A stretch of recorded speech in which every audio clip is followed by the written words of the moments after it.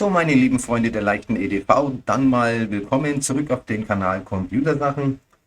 Und heute schauen wir uns mal Lucky Miner, und zwar den LV06 an. Dieser Miner ist baugleich mit dem BitX BM1633, was ja das Open Source Projekt ist, und war bis dato immer eine gute Alternative. Man hat den einfach günstiger gekauft, hat sich die BitMax OS Software drauf gespielt und hatte dann einen OS-Miner BitMax und zu einem guten Preis. Die neue Version ist natürlich klar, wenn ich mir zwei davon bestelle, um mir mal so $50 zu sparen, funktioniert das nämlich nicht mehr. Das kam nämlich dann per Post bei mir an. Einer der Miner ging gleich mal gar nicht und der zweite Miner hatte ganz furchtbar schlechte Ergebnisse, hatte ich aber glaube ich schon gesagt. Und ich habe die auch beide dann zurückgeschickt. Das Video mache ich jetzt halt ungefähr 2 Wochen später, aber seid ein bisschen nachsichtig, ich bin momentan auch ein bisschen gut beschäftigt. Wir haben hier also unseren Miner, den LV06, der ist 2 Stunden online, wo ich das Video aufgezeichnet hatte. Dann Connected, dann Memory Size. Für was anderes außer Unmineable Dodge taugt das nichts. Ich meine wenigstens etwas, weil Dodge meine ich eigentlich immer wieder ganz gern, weil es immer wieder ein guter Coin ist. Der kommt immer wieder mal hoch.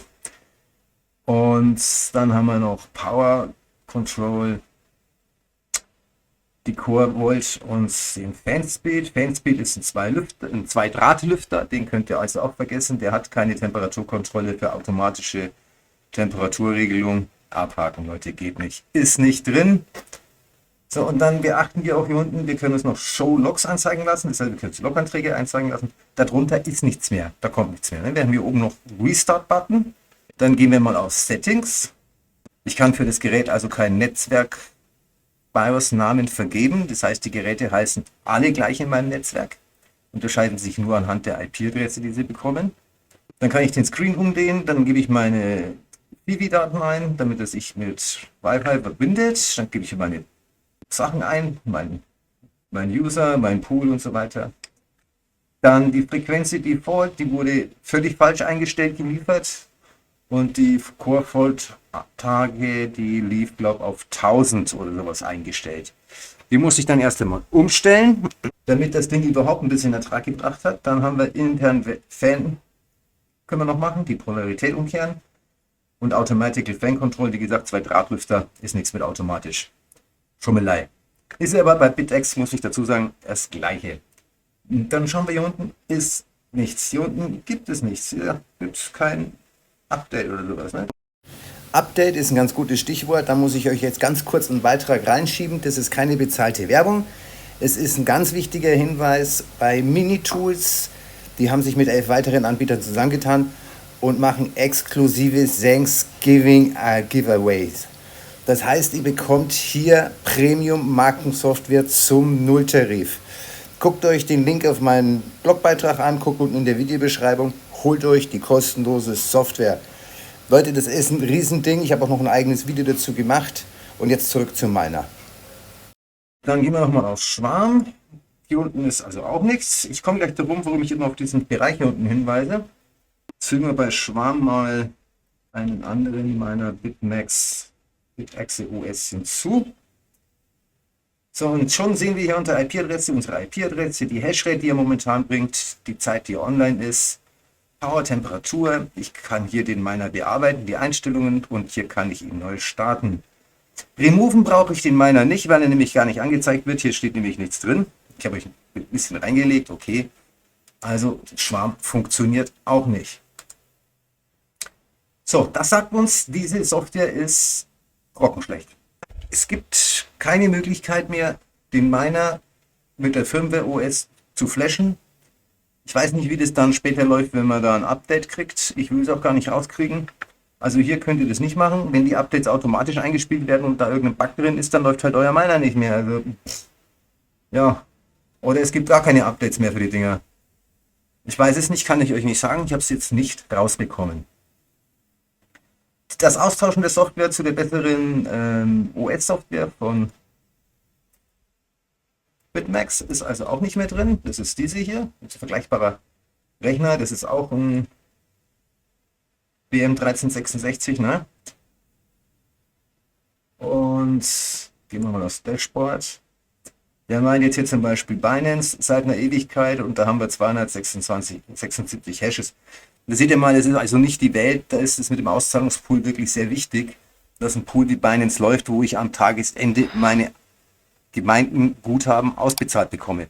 Weil wenn ich jetzt einen anderen Anbieter nehme, dann habe ich vielleicht eine etwas höhere Hashrate, muss aber erst einmal ein Jahr meinen Miner durchlaufen lassen oder mir noch 2 oder 3 dazu kaufen, dass ich die Mindestauszahlgrenze erst einmal voll kriege. Das müsst ihr einfach bei der ganzen Sache berücksichtigen. Finde ich eigentlich auch einen sehr wichtigen Punkt. Spreche ich immer wieder gerne an, weil viele einfach daran stolpern. Dann haben sie mal $50 zusammengemeint und kommen an die Kohle nicht dran, weil sie die Grenze nicht beieinander haben. Gut, also wie gesagt, das hier funktioniert alles nicht. Bei AxoS läuft das hier mit dem Schwarm. Also ich habe hier eigentlich alles, was ich brauche. Wie es im einen, ich kann meinen eigenen Hortnamen vergeben, also den Netbuyers-Namen einstellen. Das sind alles Dinge, die ich eben hier in der Lucky Miner OS nicht habe. Dieses Software ist nichts. Also wenn ihr einen alten Lucky Miner noch bekommt mit einer Softwareversion, sagen wir mal unter der 2.3 oder am besten mit einer 2.2, dann könnt ihr sie nehmen. Ansonsten würde ich echt die Finger davon lassen. Im Moment ist der Miner, so wie er ist, nicht irgendwie wirklich zu was zu gebrauchen oder nicht 100%. Dann müssen wir natürlich noch ganz gemütlich darauf hinweisen, dass hier keine bezahlte Werbung vorhanden ist. Das ist privat angeschaffte Hardware und meine Erfahrungen, die ich gemacht habe. Ich bekomme kein Geld dafür und werde auch von der Firma sonst nicht anderweitig für dieses Video entschädigt. Dann möchte ich noch dazu bemerkt haben, dass Lucky Miner ja ein China-Unternehmen ist. China hat sich dieses Open-Source-Projekt eben angeeignet, produziert diese Miner im großen Stil. Im Vergleich zum BitMax OS gibt es wenigstens noch ein Handbuch von Lucky Miner, ist allerdings auch nicht gerade unbedingt aussagekräftig. Dann halten wir an dieser Stelle noch fest, dass man auch mittlerweile vermutet, dass Lucky Miner Anpassungen an der Hardware hier schon vorgenommen hat und da eine Kompatibilität mit BitMax OS einfach gar nicht mehr drinnen ist. Wie gesagt, es ist eine Spekulation, die bei GitHub diskutiert wird.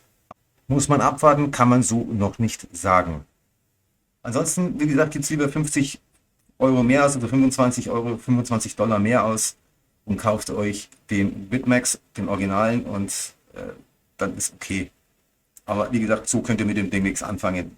So, da seht ihr nochmal die 2 guten Stücke, die ich zurückgeschickt habe. Der eine links, der läuft und der rechts, der ist ohne Funktion. Die Einstellungen um Binance Pool zum Beispiel zum einen seht ihr gerade mal hier. Das sind also die Standard-Einstellungen, die man benutzt. Pool Binance, den SIH-Pool und dann die Benutzerdaten dazu. Dann seht ihr hier mal so ganz kurz einen Ausschnitt, was das gute Stück denn gebracht hat. Nämlich 0 und 0 und 0. Und es obwohl eine Hashrate ausgewiesen wird. Naja, gut, sei es drum.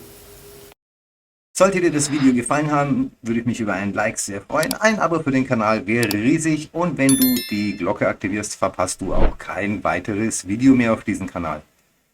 Wenn du den Kanal finanziell unterstützen möchtest, findest du unten in der Videobeschreibung die entsprechenden Spendenlinks und Banküberweisungen sowie Bitcoin bzw. Satoshis.